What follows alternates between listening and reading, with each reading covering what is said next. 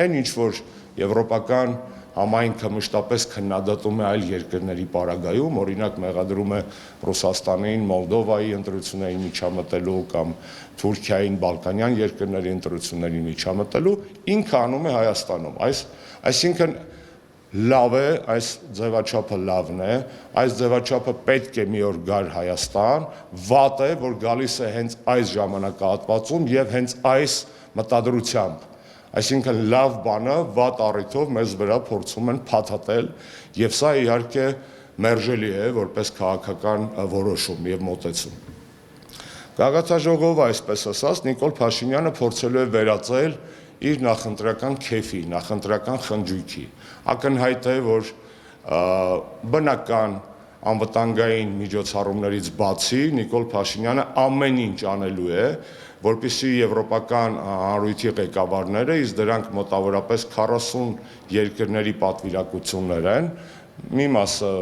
առաջնորդած ղեկավարությամբ, մյուսը այլ կառավարական ներկայացուցիչները, որպեսզի այդ մարդկանց մեկուսացնի Հայաստանից եւ այլ ժողովրդից։ Այսինքն դուք տեսնում եք արդեն, քաղաքում երևում են այդ նախապատրաստական աշխատանքները, Նիկոլը ամեն ինչ անելու է, որ կոպիտ ասած իր քեֆը չհարանվի եւ եվրոպական առաջնորդները չառերեսվեն իրական Հայաստանի, մեր իրական Հայաստանի, ոչ թե Նիկոլի իրական Հայաստանի խնդիրների, ցավերի, շահերի եւ դժգոհության հետ։ Այն առաջարկը, որ մենք անում ենք, շատ պարզ է։ Այդ առաջարկը հակաեվրոպական չէ, այդ առաջարկը պրո-եվրոպական է, որովհետև մեր առաջարկության հիմքում ընկած են իրական արժեքները եվրոպական, ինչպիսին են ազատությունը, արժանապատվությունը, մարդու իրավունքները, օրենքի գերակայությունը, դեմոկրատիան, քաղաքական հետապնդումների բացակայությունը, ազատ մամուլը, այն ամենը, ինչ ոտնահարված է Հայաստանում այսօր։ Եվ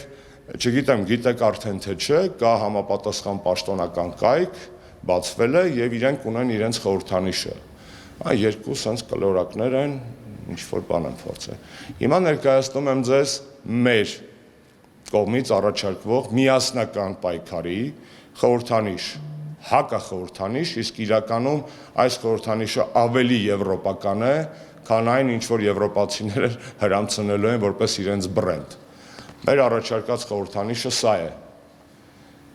Մենք վերցրել ենք որպես հիմք եվրոպական քաղաքական համայնքի կողմից գալիք գագաթնաժողովի խորհրդանիշը եւ դրան տվել ենք ավելի ազնիվ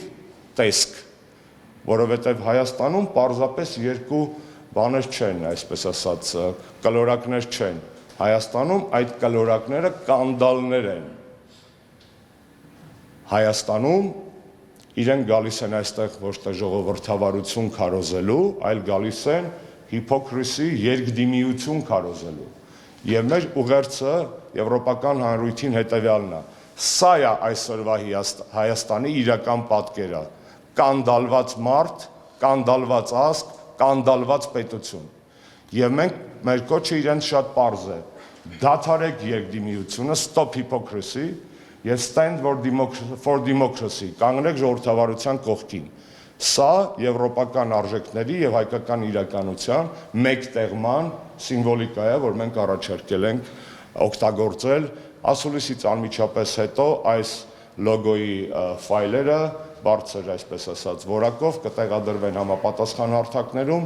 եւ առաջանցնելով ասեմ, որ ազատ են օգտագործման համար հանրապետականը չունի այստեղ որևէ հեղինակային իրավունքի կամ որևէ տենց էգոիստական նկրտումներ։ Հակառակը մենք առաջարկում ենք, որպեսզի բոլոր ակցիաները, որոնք պետք է տեղի ունենան այդ օրերին, իրականացվեն միասնական բրենդի տակ։ Եթե այս բրենդից ավելի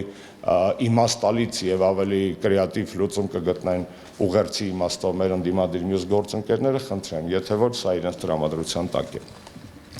Եվ այսպես հանրապետականը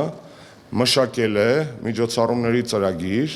որպեսզի օգտագործի եվրոպական հանրույթի այստեղ գտնվելու փաստը բարձրաձայնելու համար երկու բլոկ խնդիրներ։ Հայաստանում ժողովրդավարության իրական վիճակը, այն է ժողովրդավարության բացակայությունը եւ Արցախ իր բոլոր բխող խնդիրներով։ Արցախի մեջ մտնում է արցախայության վերադարձի իրավունքը, ամենակարևոր բանը կներեք քաղաքական խոսույթում ընդդիմությունը հաճախ սա մոռանում է, բացի մեզանից թող ներվի, գուցե չեմ լսել, այլտեղ չեմ լսել իրոք, որ խոսքը միայն արցախայցյան վերադարձի իրավունքի մասին չէ։ Մենք չպետք է մոռանանք, թե ինչու է արցախայությունը հայտնվել Հայաստանում, որովհետև ենթարկվել է էթնիկ զտման, ինչը ցեղասպանական գործողություն է։ Այսինքն արցախահայության իրավունքների պաշտպանության առաջին բազային փուլը իր մեջ ներառում է միջազգային գործող մեխանիզմներով եւ հնարավորություններով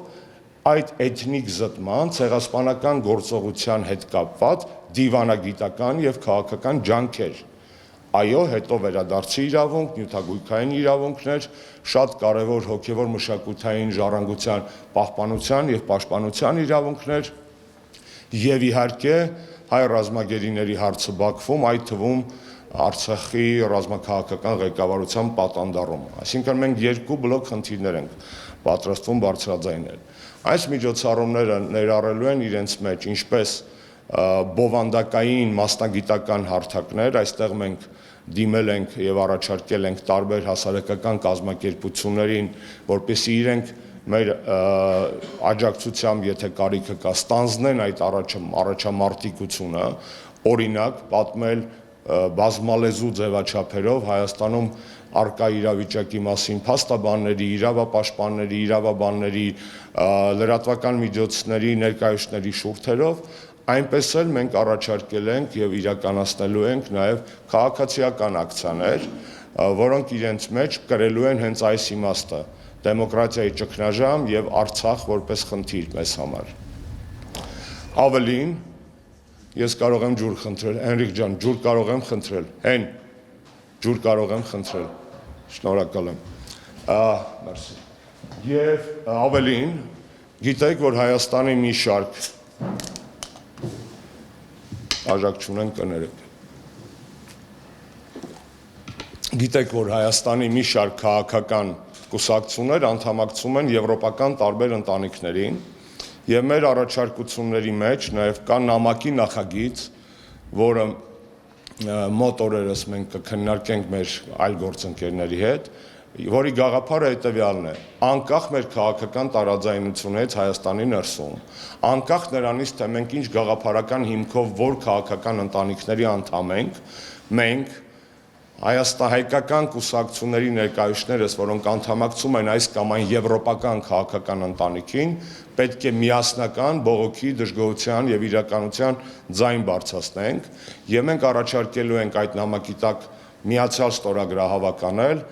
հիշեցնեմ ձեզ, Հանրապետականը եւ Ժառանգությունը ԵԺԿ անդամներ են Եվրոպական ժողովրդական կուսակցության, Հայ հեղափոխական դաշնակցությունը սոցիալ-դեմոկրատական ընտանիքի անդամ է, Բարգավաճ Հայաստանը կոնսերվատորների եւ բարեփոխիչների Եվրոպական ընտանիքի անդամ է,